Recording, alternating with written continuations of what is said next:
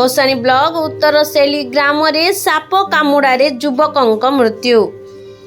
गजपति जिला गोसाणी ब्लॉक अंतर्गत उत्तर सेली ग्राम रे साप कामुड़ारे जड़े युवक मृत्यु होइथिबा जणा पड़िछि।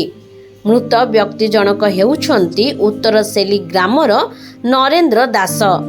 शनिवार विलंबित रात्र रे नरेंद्र दास शोइथिबा बेले एक विषाक्त साप कामुड़ी देइथिला।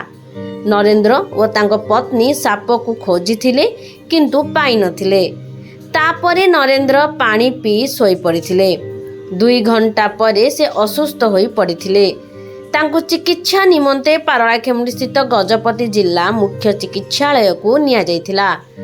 सेठारे तांको अवस्था गुरुतर हेबारु डॉक्टर तांको चिकित्सा निमंते ब्रह्मपुर स्थित महाराजा कृष्णचंद्र गजपति भेषज महाविद्यालय को स्थानांतर करथिले। सेठाकू गला बेले अध रास्ता रे नरेंद्रଙ୍କ मृत्यु घटिथिला।